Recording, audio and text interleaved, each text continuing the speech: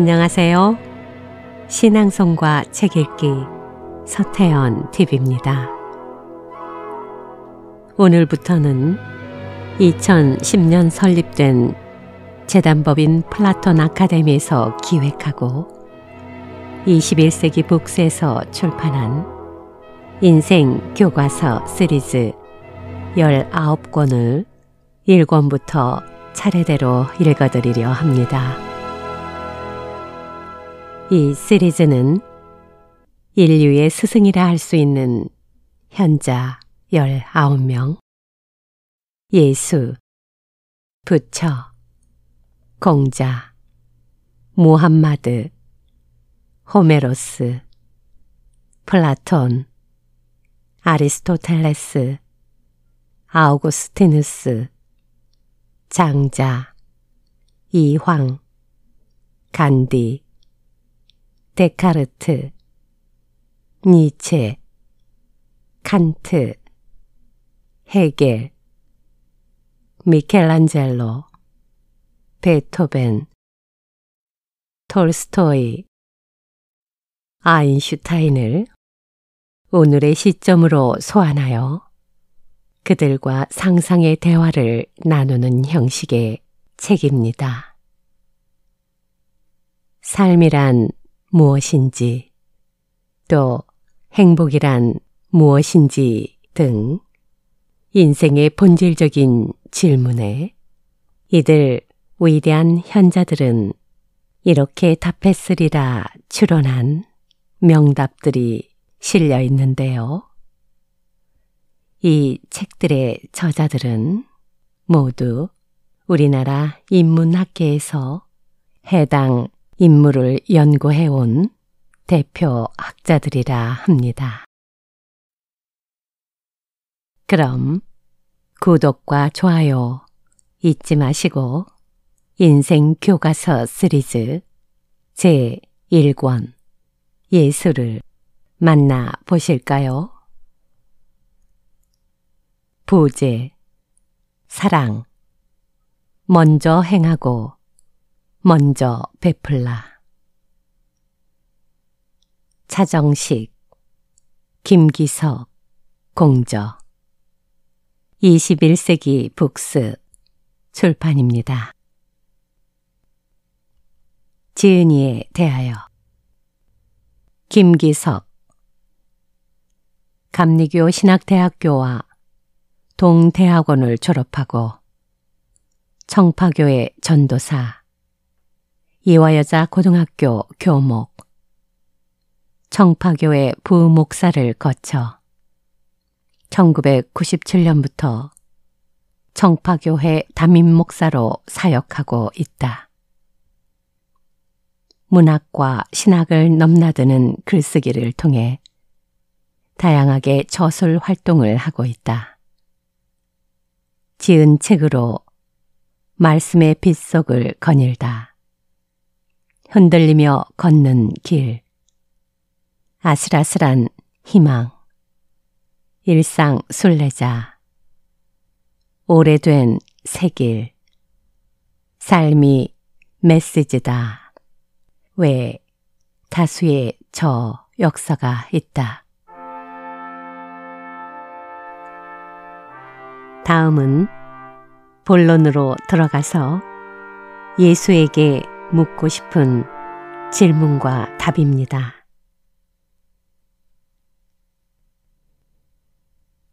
삶이란 무엇인가? 산다는 것은 사랑한다는 것. 김기석. 산다는 것은 무엇인가? 얕은 구릉지대로 둘러싸인 갈릴리의 작은 마을 나사렛. 예수는 삶의 대부분을 그곳에서 보냈다. 자신이 선택하지 않았지만 살 수밖에 없었던 곳. 택함을 받은 백성이라는 자부심 하나로 살아왔으나 오랜 세월 로마의 압제적 지배를 떨쳐버릴 수 없었던 역사의 암흑기. 예수는 그 시대 한복판에 던져졌다. 스스로 선택하지 않았으나 그런 시공의 제한 속에서 살아갈 수밖에 없다는 것. 어쩌면 운명이었을까? 예수의 몸과 마음 속에는 그가 태어난 곳과 살았던 시대의 흔적이 새겨질 수밖에 없었을 것이다. 내가 살아있다는 것, 그것은 영원한 루머에 지나지 않는다. 최승자 시인의 일찍이 나는에 나오는 이 한 구절은 일상 속에서 잊고 살았던 질문 앞에 우리를 세운다. 40억 년이라는 장구한 우주의 역사에 비하면 우리 삶은 티끌에 지나지 않지만 그 티끌로서의 삶도 희노애락 애오욕의 칠정으로 점철되지 않던가. 나의 있음과 없음이 나와 내 주변의 몇몇 사람들을 제외하면 무슨 큰 의미가 있을까? 나는 왜 없지 않고 있는가? 아무리 되뇌어도 답은 떠오르지 않는다. 답이 없다고 하여 살기를 포기할 수도 없는 노릇이다. 답 없는 삶을 산다는 것, 어쩌면 그게 운명인지도 모른다. 가끔은 구름 위를 걷는 것처럼 허청거리기도 하는 것은 비존재의 끌어당김 때문일 것이다. 유대인이라는 사실 하나만으로 모든 삶의 가능성을 박탈당하고 비인간이 되기를 강요당했던 사람. 프리모 레비의 넋두리 앞에 설 때마다 가슴이 먹먹해진다. 따스한 집에서 안락한 삶을 누리는 당신. 집으로 돌아오면 따뜻한 음식과 다정한 얼굴을 만나는 당신. 생각해보라. 이것이 인간인지. 진흙탕 속에서 고되게 노동하며 평화를 알지 못하고 빵 반쪽을 위해 싸우고 예, 아니오라는 말 한마디 때문에 죽어가는 이가. 생각해보라. 이것이 여자인지. 머리카락 한 올 없이, 이름도 없이, 기억할 힘도 없이, 두 눈은 텅 비고 한겨울 개구리처럼 자궁이 차듯 찬 이가. 이런 일이 있었음을 생각하라. 프리모 레비 서시 중에서. 살아있다는 것은 정말 루머에 지나지 않는 것일까? 일상 패턴 속에 갇히고 버릇을 따라 살다 보면 내가 누구인지 묻지도 않고 알려고 하지도 않는다. 무엇을 먹고 마시고 입느냐가 삶의 모든 것이 되어버린다. 의미가 소거된 자리에 남는 것은 벌건 욕망뿐이다. 삶은 그저 그런 것인가? 탄생과 죽음 사이에 걸린 외줄 위에서 고개하듯 살다가 슬쩍 저 너머로 가버리면 그만인가? 살라는 명령은 받았으나 어떻게 살라는 명령은 받지 못했기에 우리는 방황한다. 산다는 것은 무엇인가? 이 질문 앞에 서면 누구나 막막해진다. 인생은 마치 미로 속을 더듬더듬 걸어가는 것과 같지 않은가?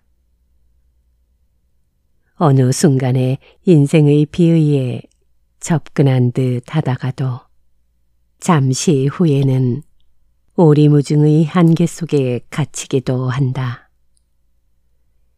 스스로 삶을 기획하고 구성하는 자유는 질곡이 되기도 한다. 전묘법 화가들을 생각해보자. 그들은 수없이 많은 점을 찍어 풍경과 인물을 빚어낸다. 그 고단하고 막막한 작업을 그들은 어떻게 견딜까? 어쩌면 그들은 하루하루의 점철이 인생임을 우리에게 넌지시 일깨우고 있는지도 모르겠다. 삶은 알 수 없어도 막막해도 아득해도 걷지 않을 수 없는 길이다. 예수도 그런 질문을 품고 살았을 것이다. 어느 곳에서 무엇을 하든 자기를 보내신 분의 뜻을 묻던 분이 아니던가. 해가 떠오르기 전, 아직 사위가 어두울 때, 그는 한적한 곳을 찾아가 절대자 앞에 엎드리곤 했다. 그 시간에 그는 신에게 무엇을 여쭙고 무엇을 구했을까? 숨을 쉬지 않으면 살 수 없듯이 그는 신 앞에 엎드리지 않고는 살 수 없는 존재였다. 그는 실존의 모호성에 포위된 삶을 하나님께 가져갔다. 하나님의 거룩한 현존 앞에 섰던 이들은 자기 자신보다 하나님을 더욱 신뢰한다. 그래서 예언자 이사야는 사람들에게 말한다. 악한 자는 그 길을 버리고 불의한 자는 그 생각을 버리고 주님께 돌아오너라. 이사야 55장 7절. 참 삶이란 악한 길, 불의한 생각을 버리고 하나님께로 돌아가는 과정이다. 창세기의 첫 대목은 죄가 유입되면서 하나님의 낯을 피하는 인간의 모습을 보여준다. 소외시키는 힘인 죄는 하나님과 인간의 관계를 뒤틀어 놓았다. 마주 봄의 관계가 등 돌림의 관계로 변질되었고 그 결과는 참담했다.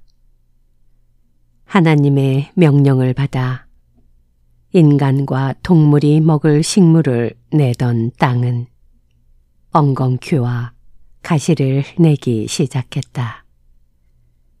사람은 이마에 땀을 흘려야 먹을거리를 얻을 수 있게 되었다. 땅으로부터 소외된 결과 노동은 고통이 되었다. 에덴의 동쪽에서 살아가는 사람들의 기본적인 정조는 불안과 방황이었다. 죽음은 삶의 완성이다. 성경에서 참 삶이란 주님께 돌아가는 과정이라 말한다. 신락원을 넘어 복락원을 꿈꾸며 나아가는 길이 곧 인생이다. 하지만 시간은 불가역적이기에 뒤돌아갈 수는 없다. 돌아가기 위해서 우리는 앞으로 나아가야 한다. 앞으로 나아가기 위해서는 과거의 인력으로부터 벗어나야 한다.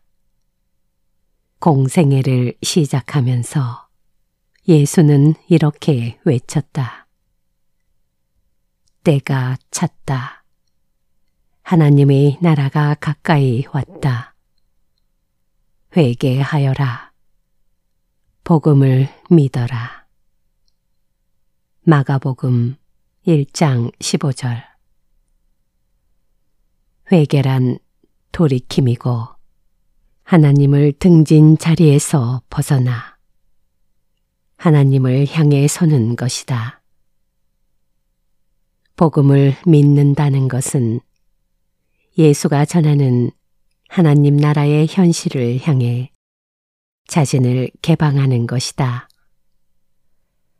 제국의 논리에 순응하며 살던 삶에서 벗어나 하나님의 통치를 받아들이는 것 말이다. 예수에게 있어서 참 삶이란 하나님께로 돌아가는 과정이었다. 요한복음에서 예수가 말하는 영광의 때는 세상에서의 일을 마치고 보내신 분에게로 돌아가는 때를 의미한다. 그것은 곧 죽음을 가리키는 말이기도 하지만 예수에게 있어서 죽음은 삶의 종언이 아니라 완성이다. 그렇다면 예수에게 있어서 삶이란 무엇인가? 생명을 풍성하게 하고 온전하게 하는 일이다. 병자들을 치유하고 귀신 들린 이들을 온전케 하고 삶의 의욕을 잃어버린 사람들에게 살맛을 돌려주는 일이야말로 그가 생을 바쳐 추구하던 일이다. 타인에 대한 지배의 의지가 충돌하며 빚어내는 소란스러움을 넘으며 그는 이웃을 위해 자기 목숨을 내놓는 새로운 삶을 제시했다. 그에게 낯선 타자는 없다. 모두가 한 호흡에서 나왔기 때문이다. 그는 다른 이들의 생명을 풍성하게 하기 위해 자기 생명을 바쳤다. 그것이 십자가이다. 십자가는 그래서 생명이고 사랑이다. 십자가는 한 생의 비극적 마감을 상징하는 기호가 아니라 사랑 안에서 치열하게 살아가는 이들 앞에 열리는 새 세상의 기호이다. 사람들은 삶은 좋아하지만 죽음은 말하는 것조차 꺼린다. 그것은 미지의 현실이기 때문이다. 삶 역시 불확실하기는 마찬가지이지만 사람들은 죽음보다는 삶에 친숙하다고 생각하면서 그것에 매달린다. 삶이 누추해지는 것은 죽음을 삶 속에 통합하지 못하기 때문이다. 마르틴 하이데거는 인간을 가리켜 죽음에 이르는 존재라고 말했다. 당연한 말이지만 그렇지 않다. 죽음이라는 한계가 없다면 삶의 의미도 없을 것이다. 무한히 지속되는 삶에는 긴장도 없고 활기도 없다. 죽음이 있기에 우리는 시간을 촘촘하게 살아내려고 노력한다. 죽음의 자리에서 바라보아야 삶이 제대로 보인다. 예수는 사람이 자기 친구를 위하여 자기 목숨을 내놓는 것보다 더 큰 사랑은 없다고 말했다. 요한복음 15장 13절. 죽음은 개체로서의 생명의 종언이지만 더 큰 생명으로의 진입이다. 죽음은 출구이자 입구로 옛 사람은 자기 목숨에 집착한 채 살아가는 것을 불길한 일이라 했다. 자기 생명의 확장을 위해 동분서주하던 사울은 부활한 예수와 만난 후에 박해자의 삶을 버리고 박해받는 자가 되었다. 과거와의 찬란한 단절이었지만 비애는 없었다. 이후 그의 삶은 표대를 향한 다름질이었다. 내가 바라는 것은 그리스도를 알고 그분의 부활의 능력을 깨닫고 그분의 고난에 동참하여 그분의 죽으심을 본받는 것이다. 빌립보서 3장 10절. 나는 이것을 이미 얻은 것도 아니며 이미 목표점에 다다른 것도 아닙니다. 그리스도 예수께서 나를 사로잡으셨으므로 나는 그것을 붙들려고 쫓아가고 있습니다. 빌립보서 3장 12절. 어디를 향해 달려가는가? 산다는 것은 사랑하는 것이다. 제대로 산다는 것은 제대로 죽는다는 것이고 그 죽음을 통해 영원한 생을 내다보는 것이다.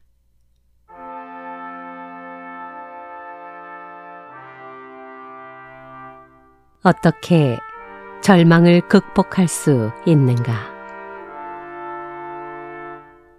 기도와 사랑, 그리고 신뢰. 김기석. 무엇이 우리를 절망하게 하는가? 예수도 절망감에 사로잡힐 때가 있었을까? 보수적인 신자들에게는 대단히 무례한 질문이 아닐 수 없다. 어떻게 하나님의 아들이신 분이 절망할 수 있다는 말인가? 하지만 몸을 가지고 살았던 인간 예수가 절망의 시면과 대면하지 않았다고 말하는 것이 오히려 이상하지 않은가? 괴테는 파우스트를 통해 사람은 노력하는 한 방황하게 마련이라고 말했다.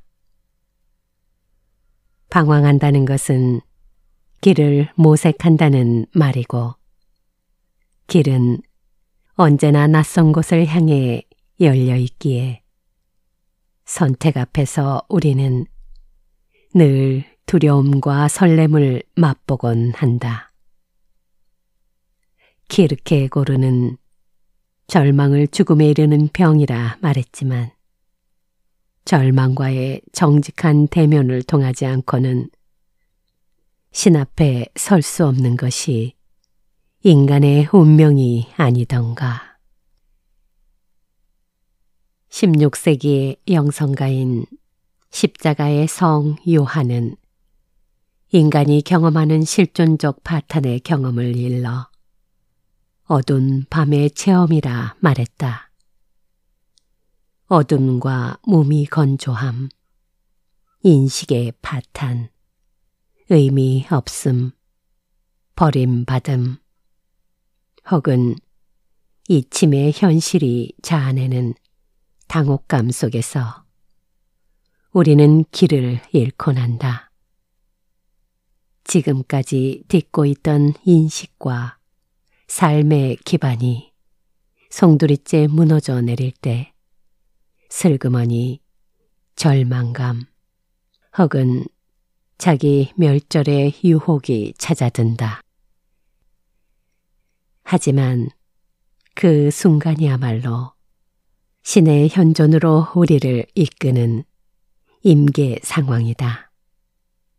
십자가의 성 요한은 하느님께 닿으려면 알고 싶어 하기보다 차라리 알지 못하면서 가야 하고 하느님의 빛에 바짝 다가서려면 눈을 뜨기보다 차라리 눈을 감고 어둠 속에 있으면서 나아가야 한다 라고 말했다. 절망이 없다면 희망도 없다. 다시 묻는다. 예수는 하나님의 아들이고 하나님에 대한 절대적 신뢰를 잃지 않는 분이니까 절망과 무관한가? 그렇지 않을 것이다.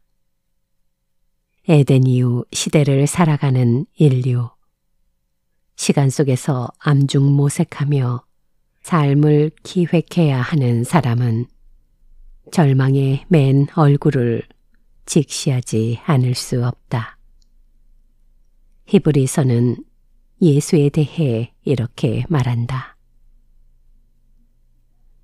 그는 몸소 시험을 받아서 고난을 당하셨으므로 시험을 받는 사람들을 도우실 수 있습니다. 히브리서 2장 18절. 예수께서 육신으로 세상에 계실 때에 자기를 죽음에서 구원하실 수 있는 분께 큰 부르짖음과 많은 눈물로써 기도와 탄원을 올리셨습니다. 하나님께서는 예수의 경외심을 보시어서 그 간구를 들어주셨습니다. 그는 아드님이시지만 고난을 당하심으로써 순종을 배우셨습니다. 히브리서 5장 7절에서 8절. 눈물과 기도와 탄식, 그리고 고난이야말로 예수라는 존재를 탄생시킨 모태였다. 그는 육체를 지닌 존재의 취약성에 대해 깊이 인식하고 있었기에 구원자가 될 수 있었다. 동시에 그는 절망이라는 실존의 존재에서 면제된 존재가 아니었다. 보냄을 받은 자로서의 소명의식을 품고 살기는 했지만 부조리한 현실이 그의 확신을 뒤흔들어 놓을 때가 많았을 것이다. 예수를 따르던 무리들, 오클로스라고 불리던 이들은 전적으로 선하지도 악하지도 않았다. 바람이 부는 방향으로 몸을 눕히는 게 오클로스의 모습이다. 그렇기에 그들은 악한 자들에 의해 쉽게 이용당할 수 있는 즉자적 민중일 때가 많았다. 아무리 애써도 가난을 벗을 길 없고 고통을 없앨 수 없었던 사람들에게 선비나 군자의 모습을 기대하는 것 자체가 무리 아니겠는가. 더욱이 그들에게 유대교는 삶의 든든한 토대라기보다는 질곡으로 작용하곤 했다. 예수는 율법 학자들과 바리새파 사람들을 가리켜 모세의 자리에 앉은 사람들이라고 말하며 말만 하고 행하지는 않는 그들의 행실을 이렇게 비판한다. 그들은 지기 힘든 무거운 짐을 묶어서 남의 어깨에 지우지만 자기들은 그 짐을 나르는 데에 손가락 하나도 까딱하려고 하지 않는다.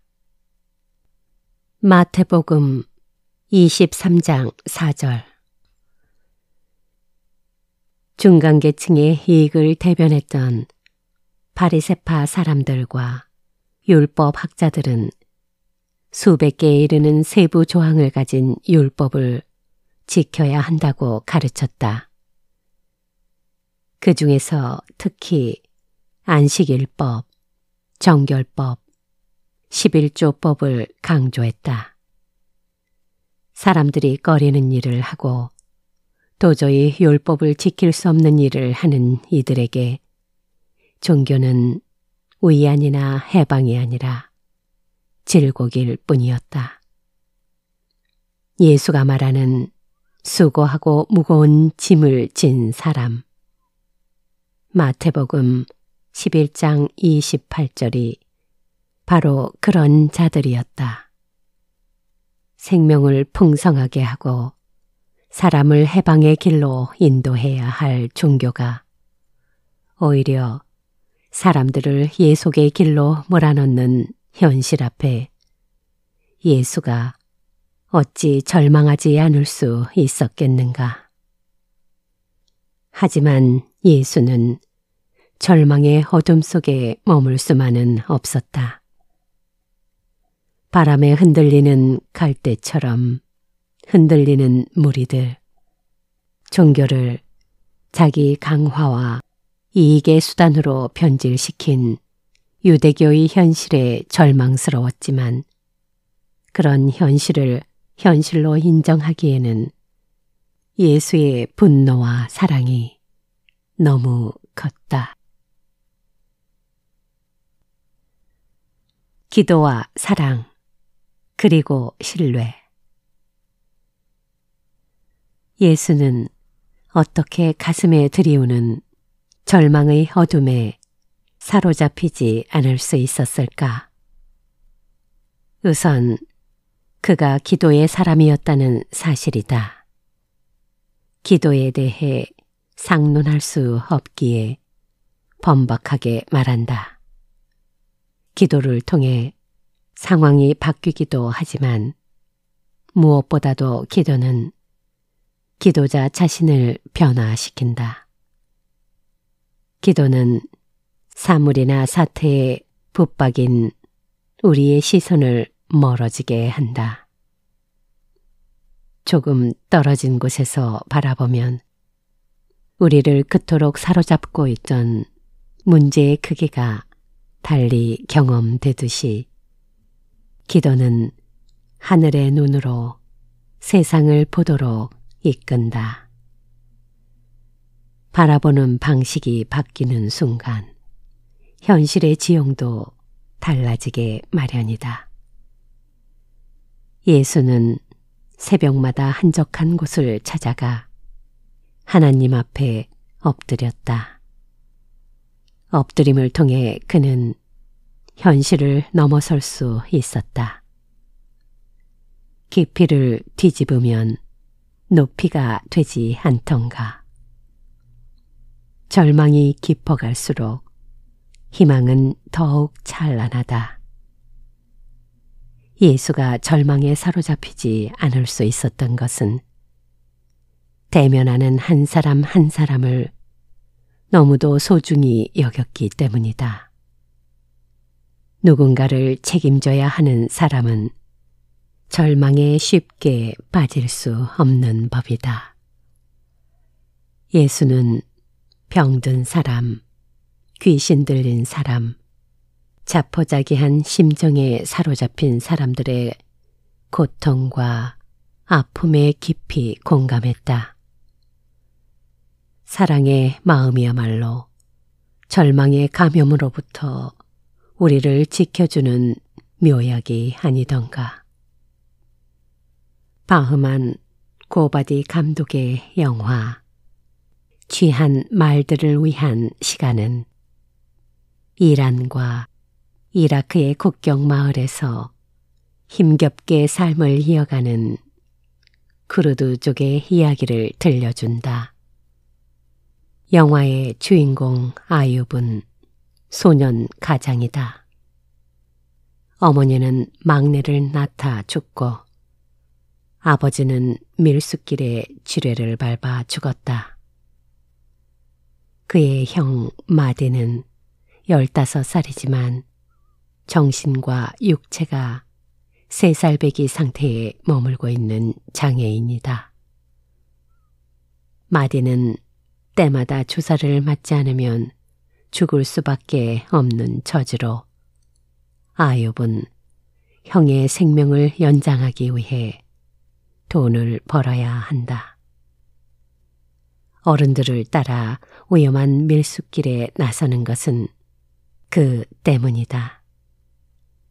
국경지대의 겨울 추위는 혹독해서 짐을 싣고 다니는 말들도 술에 취하지 않고서는 견딜 수 없을 정도다. 영화는 그렇게 참혹한 상황을 보여주지만 영화를 보는 내내 마음 한구석 따뜻함이 배어나는 것은 마디를 돌보기 위해 어린 가족이 보여주는 훈훈한 사랑 때문이다.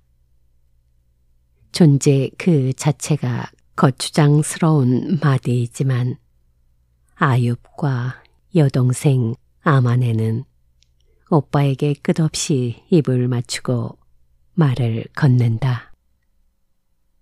또 아마네는 오빠를 안고 다니며 시간에 맞춰 약을 먹이고 고통스러워하는 마디를 안고 부모의 무덤에 가서 비석을 붙잡고 신께 기도를 드리기도 한다. 큰 누나 로지는 동생의 수술비 마련을 위해 나이 많은 남자에게 기꺼이 팔려간다. 영화는 절망의 광경을 보여주면서 동시에 희망을 증언한다. 누군가를 진심으로 사랑하는 사람은 절망할 수 없다. 예수가 절망에 사로잡히지 않을 수 있었던 다른 까닭은 하나님에 대한 신뢰 때문이었다. 먹구름이 온 하늘을 가리고 있어도 그 너머에 푸른 하늘이 있고 태양이 밝게 빛나고 있음을 아는 사람은 날이 흐려도 낙심하지 않는다. 투사된 광선이 구름을 뚫고 산란하는 광경을 볼 때마다 일종의 장엄한 느낌에 사로잡힌다. 예수는 땅의 현실에 마음을 두고 살았지만 그의 시선은 늘 현실이라는 구름 너머의 세계에 두고 있었다. 그는 자기가 넘어진 자리에서 하나님이 새로운 일을 시작하리라는 확신이 있었기에 오래 절망하지 않았다. 또한 예수에게는 드러나지 않게 품이 되어준 이들이 있었다. 자기들의 재산으로 예수 일행을 섬겼던 여인들이 있었고 언제나 그를 맞아준 베다니의 마르다, 마리아 자매의 집이 있었다. 이들이야말로 예수의 마음이 절망으로 기우는 것을 막아주는 희망의 매개체였다. 말없이 나를 맞아주고 품이 되어주는 이가 있다는 사실이 얼마나 든든한가. 예수도 위안이 필요한 존재였고 그들의 우정과 사랑이 있었기에 절망을 넘어 희망을 기획할 수 있었다. 희망보다는 절망의 조짐이 더 많은 세상이다. 세상은 빠르게 흘러가고 인성조차 거칠고 조급해졌다. 사람들은 욕망이 즉각적으로 충족되지 않으면 견디지 못한다. 현대문화는 기다림의 요소를 제거하는 문화이다. 패스트푸드와 고속도로와 광통신망이 이루는 세상은 절망을 향해 난 대로이다. 이것이 우리의 현실이며 희망을 말하는 것조차 사치처럼 여겨진다. 하지만 절망의 어둠이 깊을수록 희망의 빛도 밝아진다. 절망과 맞섰던 예수의 길이 우리에게도 희망이 될 수 있을까?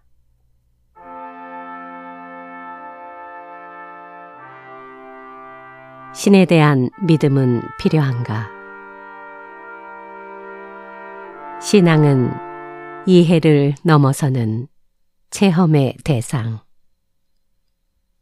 김기석. 신은 존재하는가?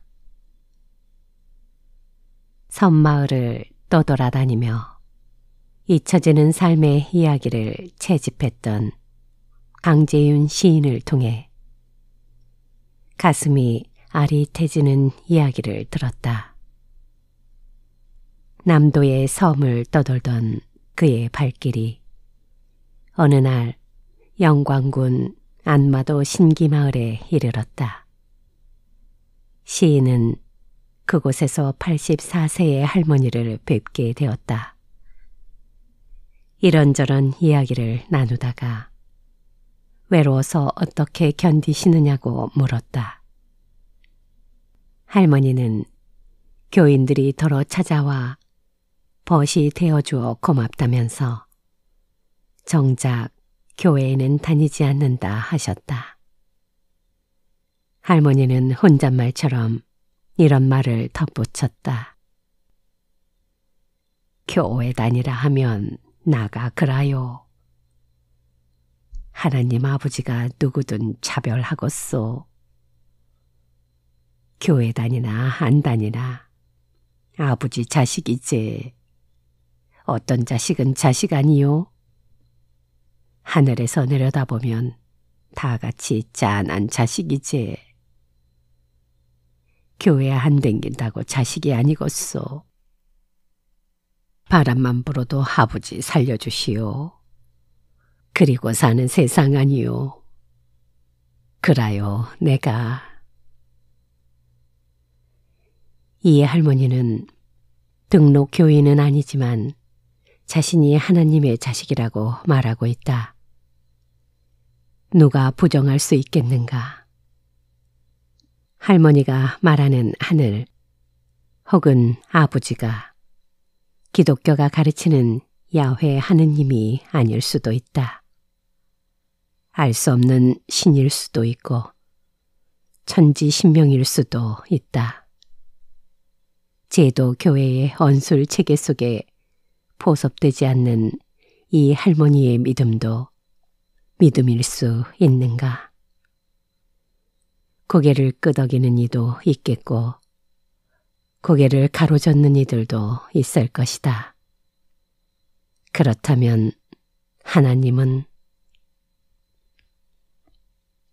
신은 존재하는가? 신의 존재를 증명하기 위해 다양한 시도가 있었다.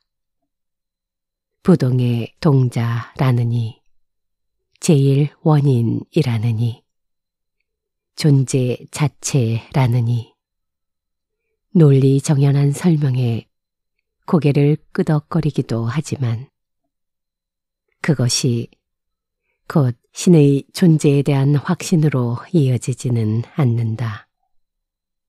이성적으로 납득했다고 해서 감정이나 의지가 그 뒤를 따르는 것은 아니기 때문이다. 고통이 없다면 사람들은 신에 대해 묻지 않을지도 모른다. 신의 존재가 문제가 되는 것은 인간이 유한하기 때문이다. 죽음과 죄책과 곤회, 그리고 무력감이라는 한계 상황에 직면할 때면 사람들은 자기 이성의 한계를 절감하지 않을 수 없다. 합리적 이성에 통하지 않는 삶의 여변을 만날 때마다 우리는 당혹감을 느낀다.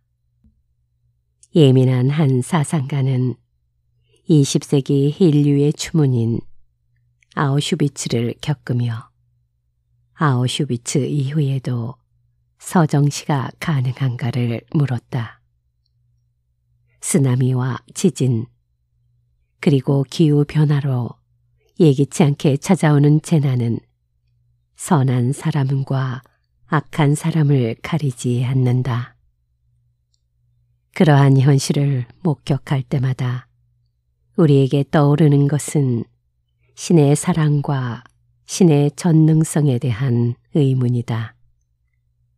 어떤 이들은 설명할 수는 없지만 신은 분명히 존재한다고 믿는다. 하지만 어떤 이들은 신의 존재는 풍문에 지나지 않는다고 말하거나 인간의 욕망을 하늘에 투사한 것이 곧 신이라고 말하기도 한다. 이렇듯 신의 존재는 예나 지금이나 문제적이다. 무신론적 세계관을 가지고 있는 이들은 복잡하기 이를 데 없는 현실을 인과 관계로 푼다. 팥 심은 데 팥나고 콩 심은 데 콩 난다는 것이다. 오늘날 우리의 현실은 전생의 우리 혹은 우리의 부모가 쌓아온 업의 결과라는 것이다. 업, 곧 카르마라는 말을 듣는 순간에 사람들은 고개를 떨군다. 업보라는 말은 이해할 수 없는 현실을 일거에 무지르는 전가의 보도이다. 업을 믿는 이들은 업의 사슬을 끊는 것을 삶의 목표로 삼는데 선업을 쌓아 악업에서 해방되기를 바란다. 하지만 유실론적 세계관을 가지고 있는 이들은 세계를 목적론적으로 인식한다. 창조에서 시작된 시간은 마지막을 향하여 나아간다. 그들에게 있어 삶은 신이 풍부한 소명을 수행하는 과정이 된다. 신이 우리에게 존재를 주었다면 우리의 삶을 그분께 돌려드릴 수 있어야 한다. 하지만 신은 창조를 통해 자신을 드러내기도 하고 숨기기도 하신다. 그래서 삶은 신의 뜻을 묻고 또 그 물음에 스스로 답하는 과정이 된다. 신은 세속적이고 표면적인 역사의 이면에서 자신의 뜻을 이루어 나가고 있다. 성경은 이러한 사실을 아주 압축적으로 설명하고 있다.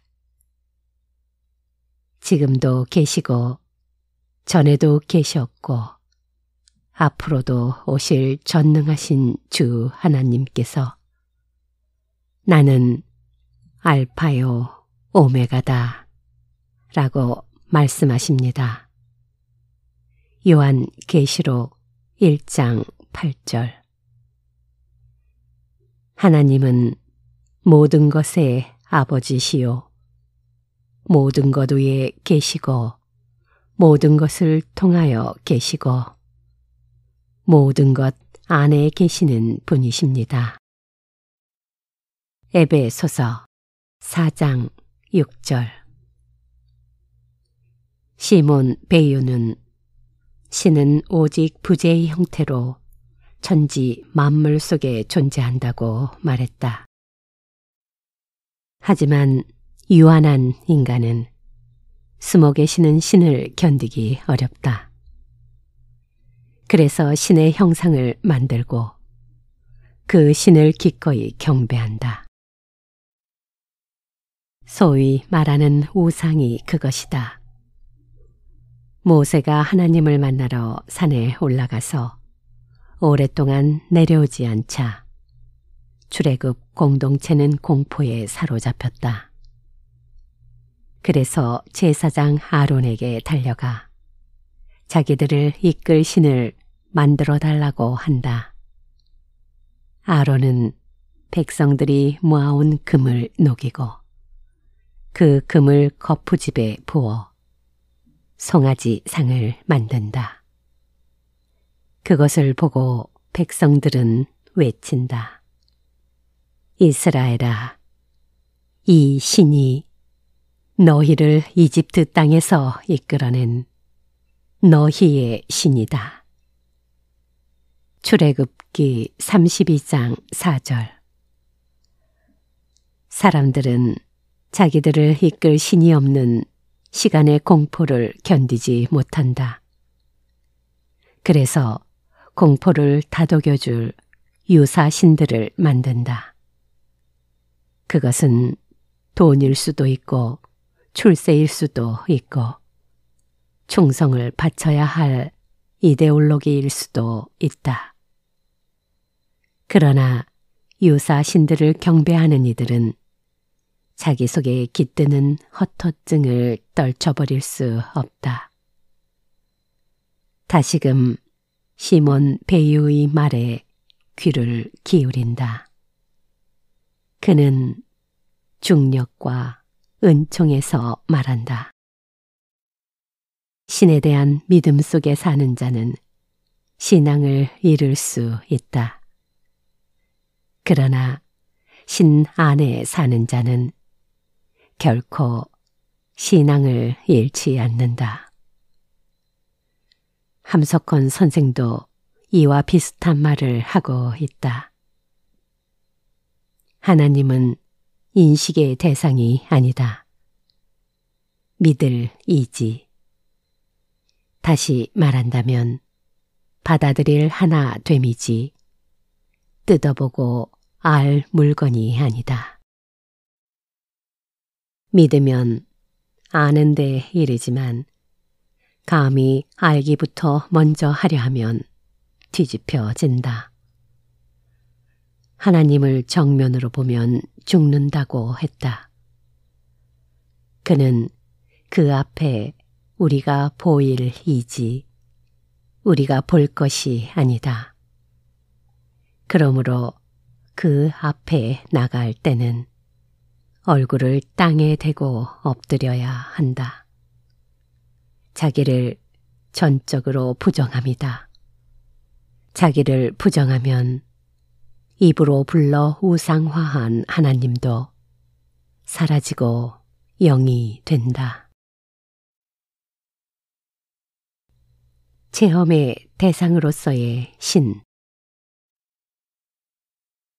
성경은 하나님을 경험한 혹은 경험했다고 확신하는 이들의 증언으로 가득 차 있다. 신을 체험한 이들은 자기들의 체험을 온전히 표현할 언어를 찾지 못해 당황한다.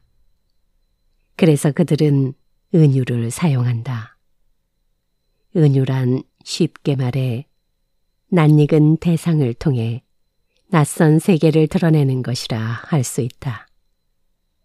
언어라는 기호의 한계에 직면할 때 사람들은 은유를 동원한다.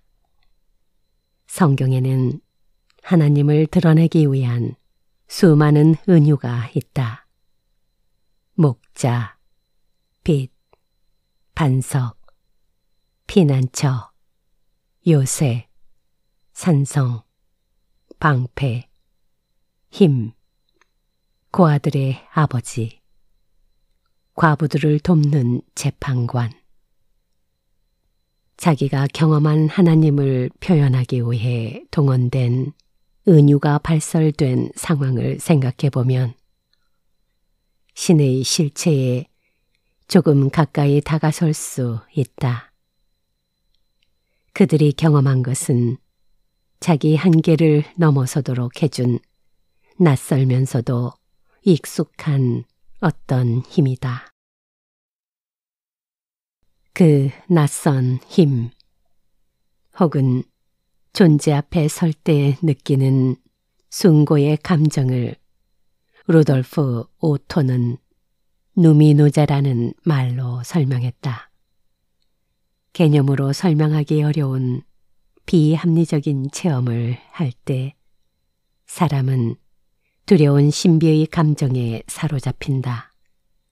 그것은 자신이 어쩔 수 없는 피조물임을 존재론적으로 직감하는 것이라 할 수 있다.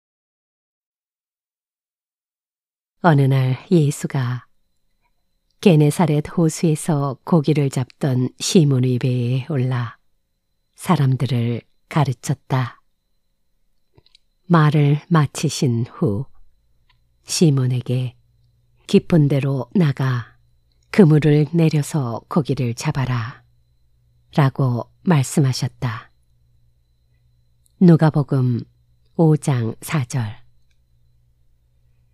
시몬은 자기들이 밤새도록 애썼지만 고기를 잡지 못했다면서 그래도 선생님의 말씀을 따라 그물을 내리겠다고 말한다.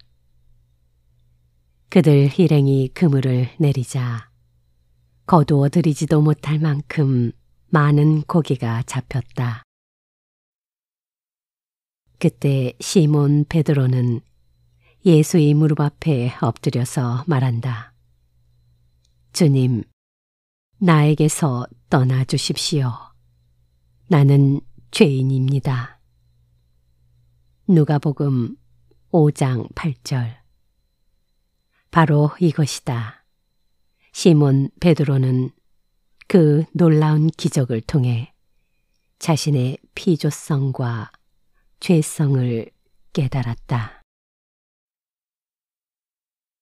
양떼를 돌보던 모세는 호렙산에서 떨기나무에 불이 붙었으나 타서 없어지지 않는 놀라운 광경을 보고 다가가다가 신의 음성을 들었다. 그는 자기 발의 신을 벗어야 했다. 신을 벗는다는 말은 어쩌면 그가 살아오는 동안 형성해온 자아를 내려놓는다는 말과 같은 뜻일 것이다. 신 앞에서 자아는 물거품처럼 쓰러지고 만다. 사울은 예수를 믿는 이들을 박해하기 위해 다마스쿠스로 향하던 도중 빛 가운데서 그에게 육박해오는 부활하신 예수와 만나 앞을 보지 못하게 된다.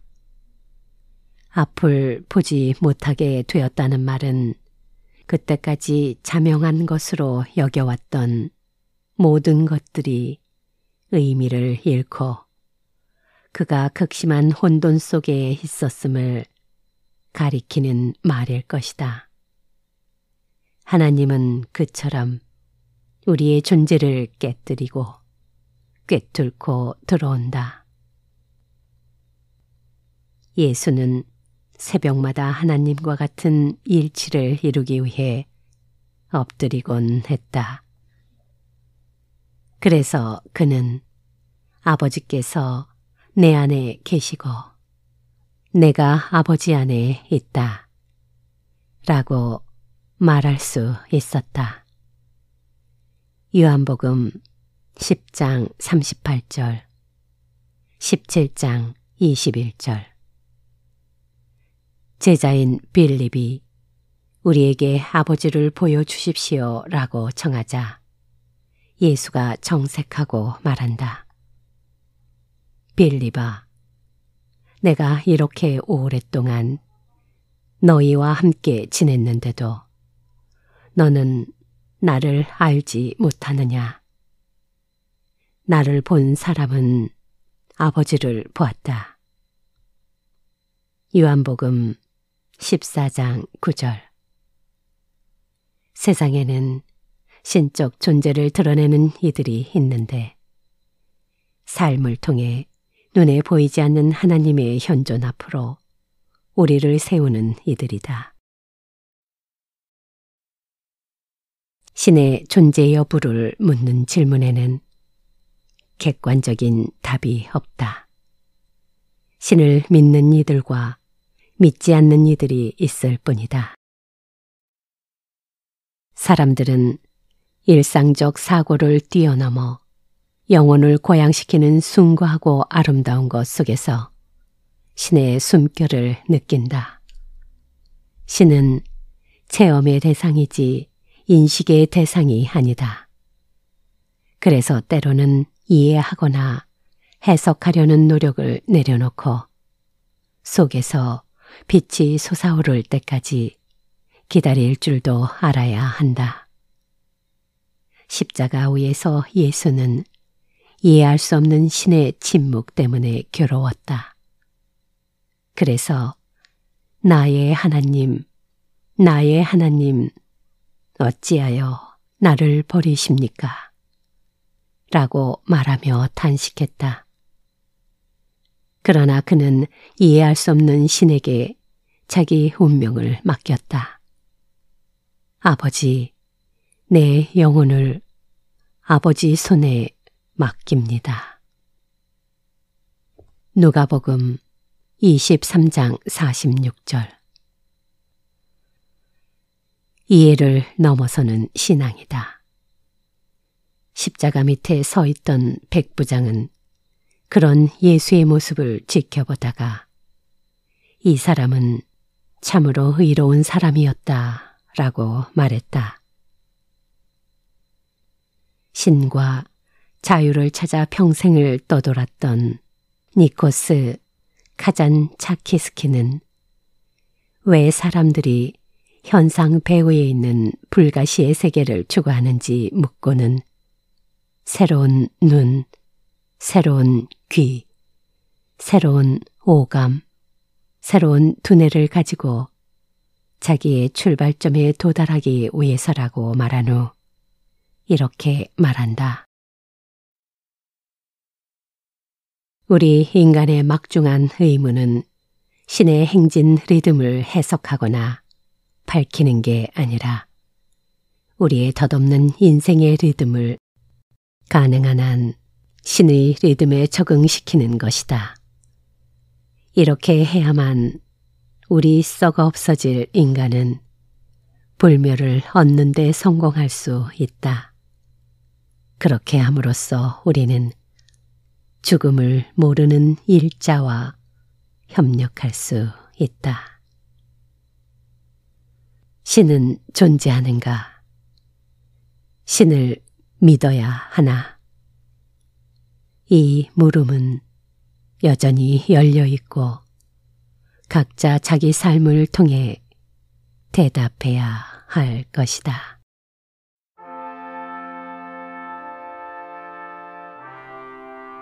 어떻게 신의 뜻을 알 수 있는가? 생명을 온전하게 하는 것이라면 신의 뜻이라 생각하라. 김기석. 신은 왜 악을 보고도 침묵하는가? 하나님의 뜻이라는 말처럼 모호한 말이 또 있을까? 하나님의 뜻에 대한 어떠한 진술도 경험적이거나 객관적으로 입증될 수 없다. 그렇기에 이 말은 오용 가능성이 크다.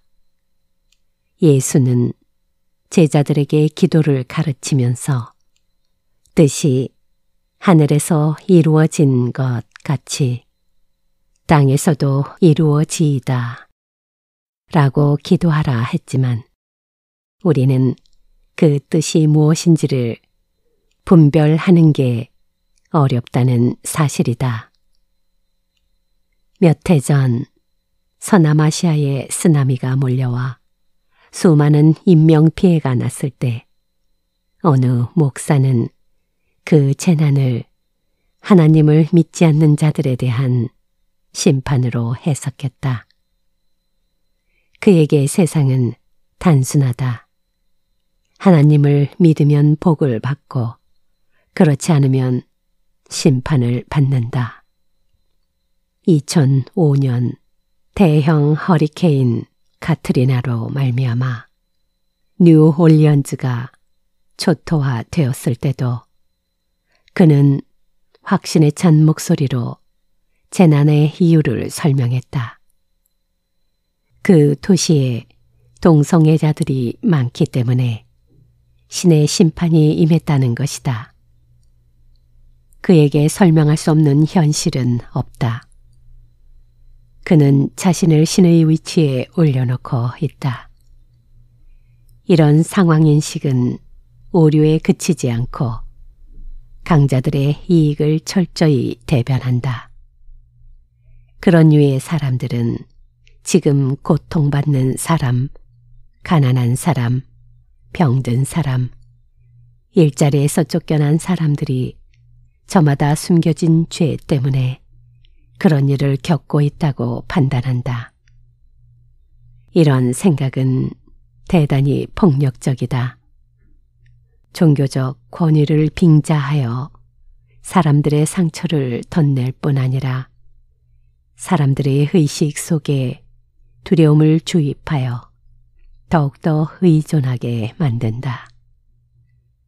보통 사람들은 자기들의 경험과 지식과 상상력을 동원하여 상황이 제기한 물음에 답하려 하지만 기독교인들은 하나님의 뜻을 묻는다. 하나님의 뜻이란 무엇일까? 이 질문은 늘 구체적인 맥락 속에서 제기된다.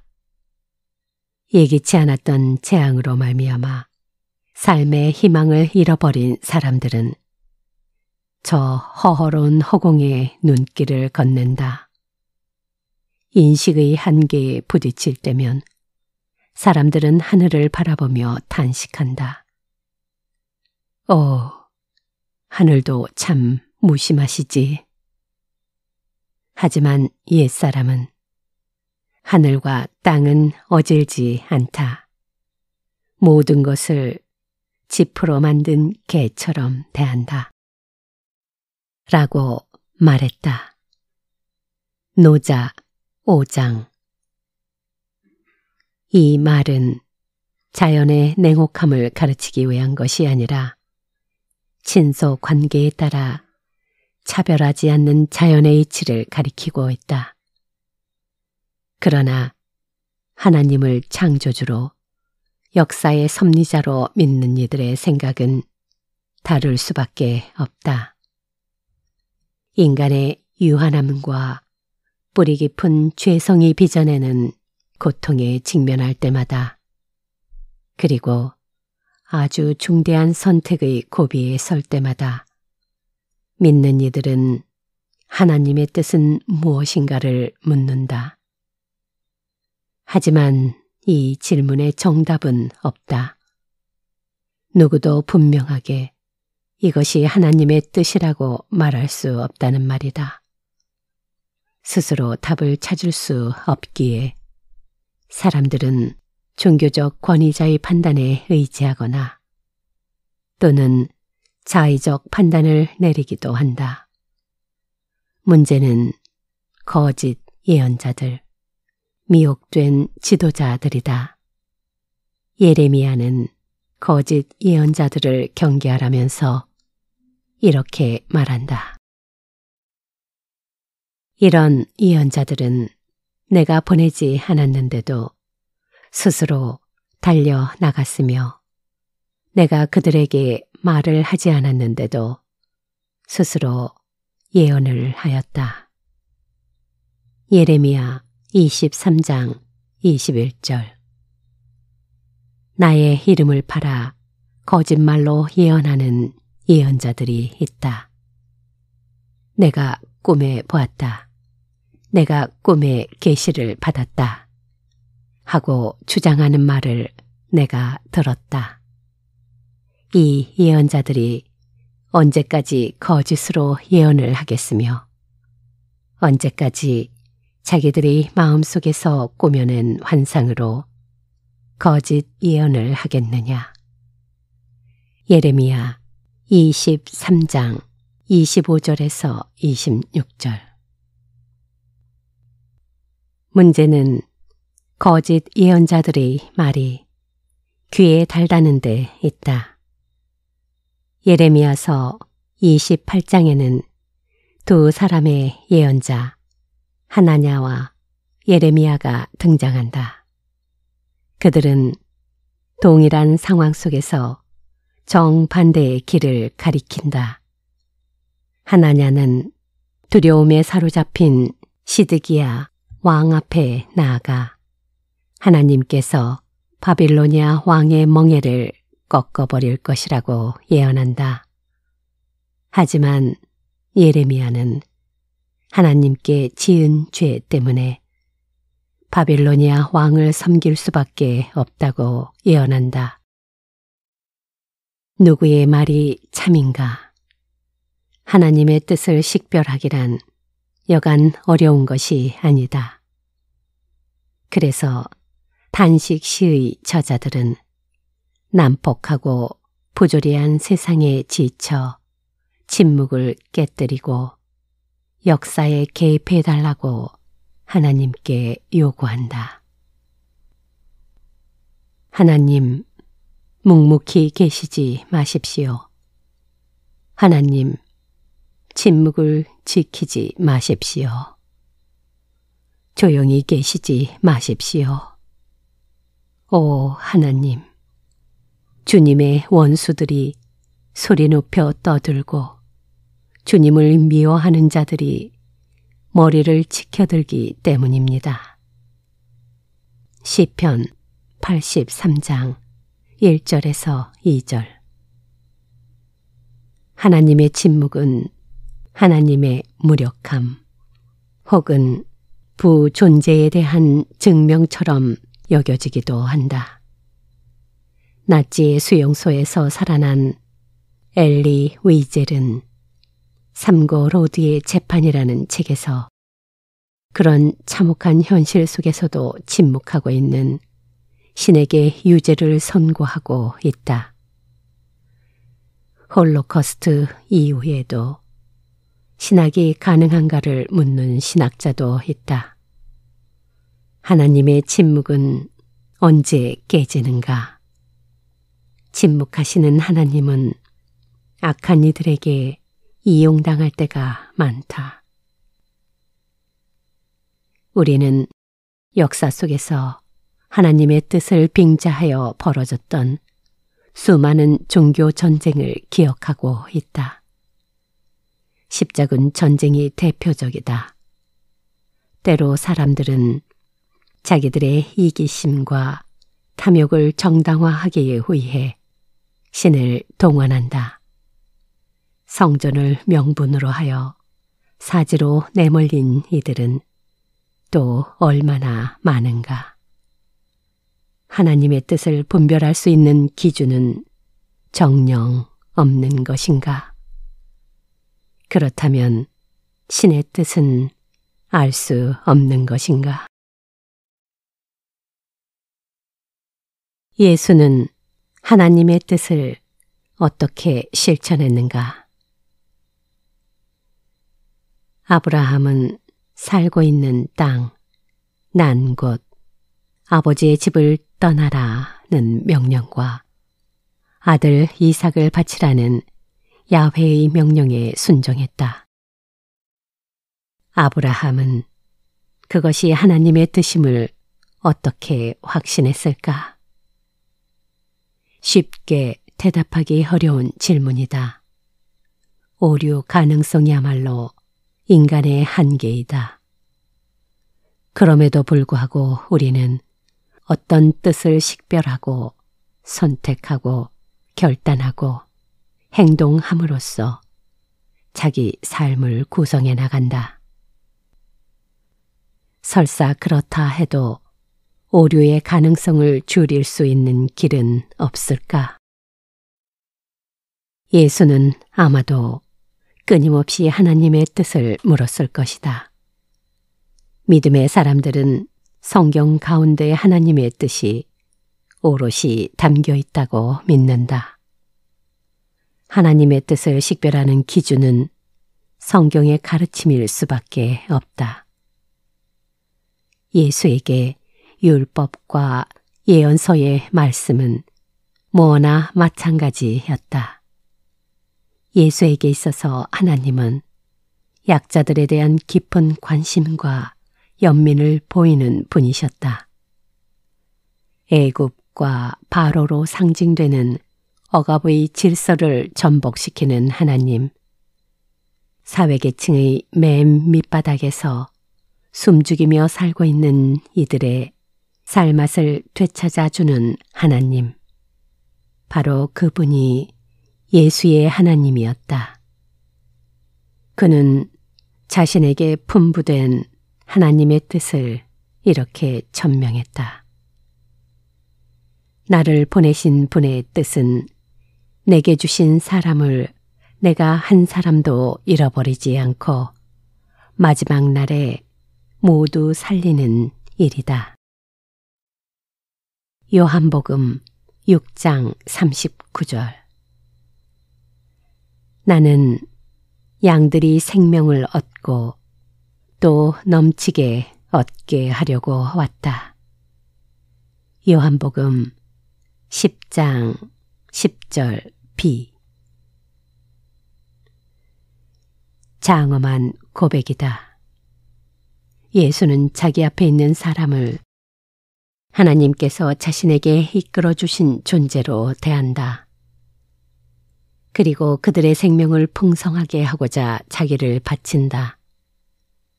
예수의 첫 번째 이적은 갈릴리 혼인 잔치집에서 물을 포도주로 변화시킨 사건이다. 예수는 잔치집에서 포도주가 바닥나 잔치의 흥이 떨어지자 물을 포도주로 변화시켜 흥을 되살렸다. 예수의 병자 치유나 귀신 축출, 그리고 소외된 이들에게 보여주는 깊은 애정은 모두 일그러진 생명의 온전한 회복이라 말할 수 있다. 그런 이유로 예수는 사람들의 생명을 얽매는 온갖 불의에 분노했다. 사람들을 억압하고 수탈하는 로마의 정치, 경제 질서, 하나님의 뜻이라는 명분하에 사람들을 지배하던 가시나무 같은 종교 지도자들과 성전 체제는 하나님의 뜻에 대한 반역이었다. 예수는 그런 질서와 체제에 온몸으로 부딪혀 나갔고 그 결과가 바로 십자가이다. 하나님의 뜻을 가장 잘 안다고 자부하는 이들이 사실은 가장 무지한 이들일 수도 있다. 따라서 우리는 예수의 눈으로 현실과 역사를 보아야 한다. 그것이 생명을 온전하고 풍성하게 하는 것이라면 하나님의 뜻에 가깝지 않겠는가. 여러분, 잘 들으셨습니까? 다음 시간에는 인생 교과서 제2권 부처를 낭독해 드리겠습니다.